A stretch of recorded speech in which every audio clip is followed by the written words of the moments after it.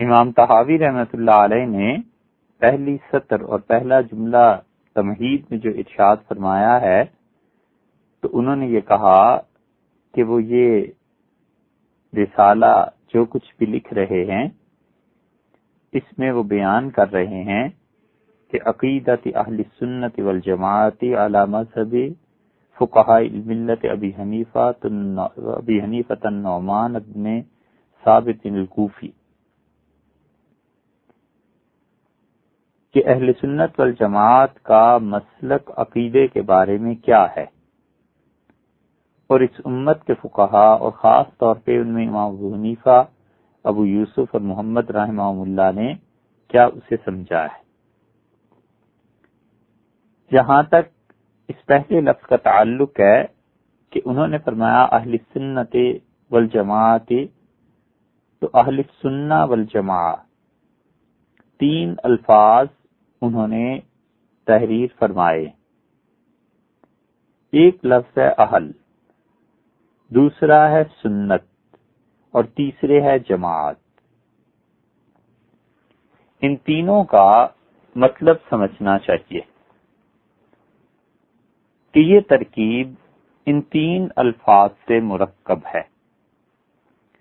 اہل کے معنی عربی میں اشخاص، افراد، پرسنز،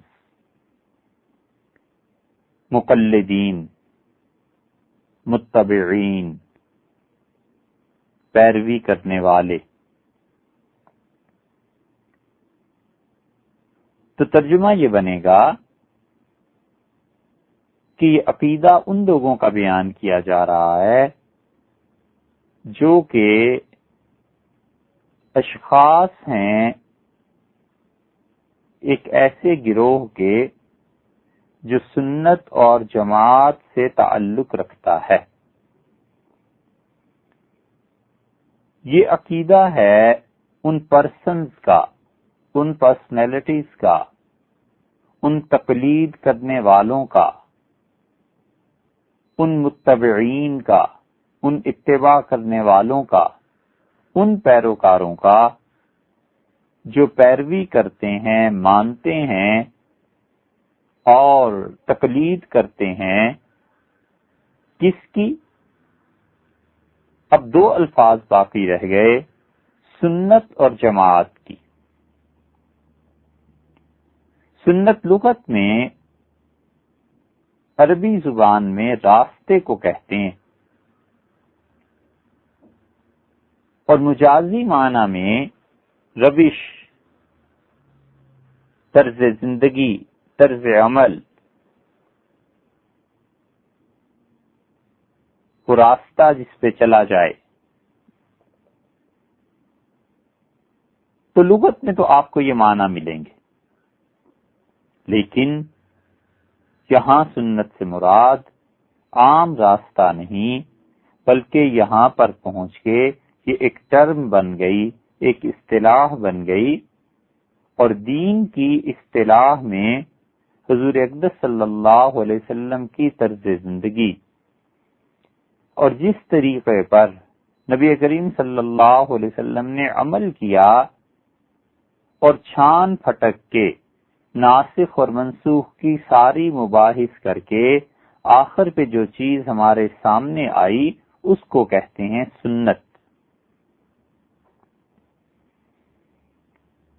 تو جماعت کے لغت میں معنی آ گئے گروہ کے۔ اب تیسرا لفظ ہے، جس طرح سنت ایک خاص اصطلاح ہے، اسی طرح یہاں بھی جماعت ایک خاص اصطلاح بن گئی، اور جماعت سے یہاں پر مراد صحابہ کرام رضی اللہ عنہم ہو گئے۔ تو اس طرح اگر آپ ان الفاظ کی تحقیق کرتے ہیں تو اہل سنہ والجماعہ کی حقیقت یہ بنتی ہے کہ اس فرقے کا اطلاق، اس فرقے میں، اس گروہ میں وہ لوگ شامل ہیں جن کا عقیدہ اور ان کے اعمال اور مسائل کا محور حضور اقدس صلی اللہ علیہ وسلم کی سنت اور صحابہ کرام رضی اللہ عنہم کی مبارک جماعت نے جو کچھ قبول کیا یہ ان کے پیروکار ہیں۔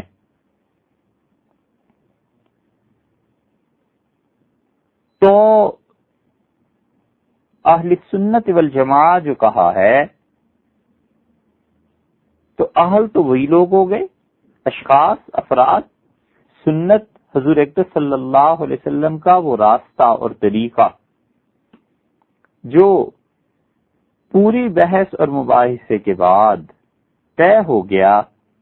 کہ اس میں کوئی کنسلیشن نہیں ہے، والجماعت اور جماعت کے معنی صحابہ کرام رضی اللہ عنہم، تو باقی دیگر جتنے فرقے تھے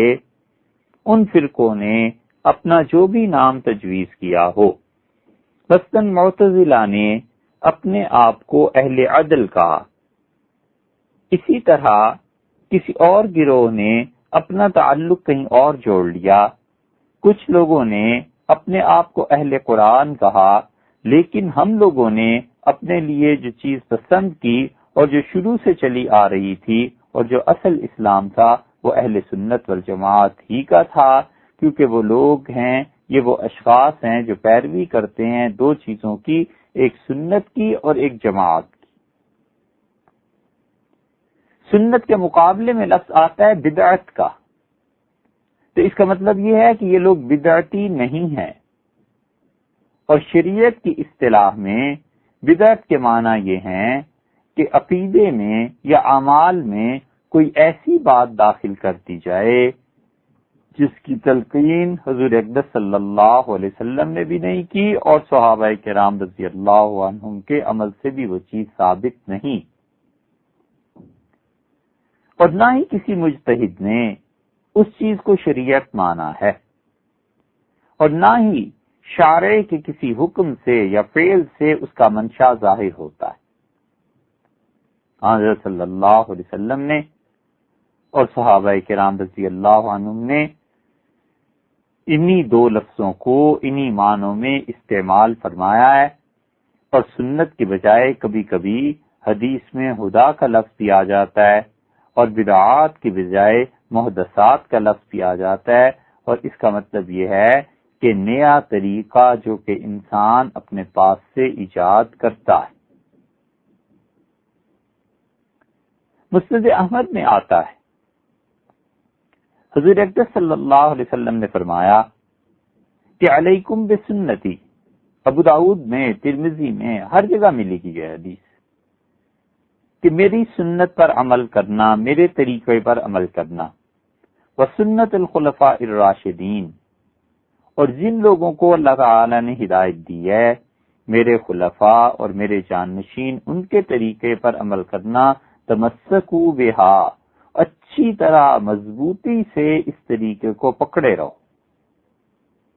اس سے معلوم ہوتا ہے کہ حضور اقدس صلی اللہ علیہ وسلم نے اپنے طریقے پر بھی سنت کا لفظ ارشاد فرمایا، اور خلفاء راشدین کے طریقے پر بھی سنت کا لفظ ارشاد فرمایا۔ یہ وہ امتیاز ہے جو باقی فرقوں میں اور اہل سنت والجماعت میں ہے کہ ہم لوگ صحابہ کرام رضی اللہ عنہم ان کے قول اور فعل کو دلیل مانتے ہیں، اور صحابہ کرام رضی اللہ عنہم کے فتوے وہ سب کے سب سامنے آتے ہیں، اور مجتہدین پھر فیصلہ کرتے ہیں کہ اس میں سے کس فتوے پر عمل کرنا ہے۔ تو جتنے بھی ہمارے علاوہ گمراہ فرقے ہیں ان سب میں اور ہم میں جو مابہل امتیاز ہے، جہاں پہنچ کر بالکل نکھر کے الگ ہو جاتے ہیں اہل سنت والجماعت، وہ یہی مقام ہے کہ ہم صحابہ کرام رضی اللہ عنہم کے عمل کے بغیر عمل نہیں کرتے، اور ہم انہیں حضور اقدس صلی اللہ علیہ وسلم کے صحیح جانشین اور وارث اور ان کے شارح سمجھ کے ان کی تشریحات کو دین میں مقام دیتے ہیں،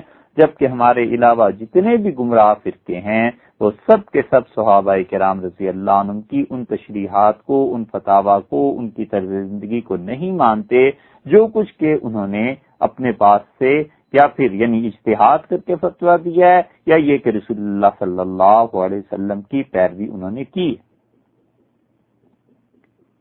پھر ارشاد ہوا وعضوا علیہا بالنواجذ، اور اپنے دانتوں سے داڑوں سے پکڑ لو اس طریقے کو جو میری سنت ہے اور میرے خلفاء کی۔ وَإِيَّاكُمْ مُحْدَثَاتِ الْأُمُورِ، اور جو نئی نئی باتیں دین میں آئیں ان سے بچنا۔ فَإِنَّ كُلُّ مُحْدَثَةٍ بِدْعَةٍ، یاد رکھو جتنی بھی نئی باتیں یعنی عقیدے میں آئیں گی جس کا ثبوت نہ میرے طریقے پہ ہو نہ صحابہ کرام رضی اللہ عنہم کے ہاں وہ چیز ہو، وہ نئی نئی باتیں جو ہیں یہ ہر نئی بات بدعت ہے، وہ کل بدعت ضلالہ، اور ہر نئی بات جو عقیدے یا اعمال میں کی جائے جس پر میری یا صحابہ کرام رضی اللہ عنہ کے طرز عمل کی مہر نہ ہو وہ گمراہی ہے۔ دوسری جگہ بھی آیا فَإِنَّ كُلُّ مُحْدَثَةٍ ضَلَالَةٍ، یاد رکھو ہر نئی بات جو ہے یہ گمراہی ہے۔ یعنی دین میں ایک آدمی نئی بات شروع کرتا ہے، اعمال میں نئی بات شروع کرتا ہے، تو یہ اعمال گمراہی پر مبنی ہیں۔ یہ ہیں اہل سنت والجماعت کے لغوی یا تشریحی معنی جو کچھ کے بزرگوں نے کتابوں میں لکھے ہیں، اور جس وجہ سے اہل سنت والجماعت دوسروں سے ممتاز ہیں۔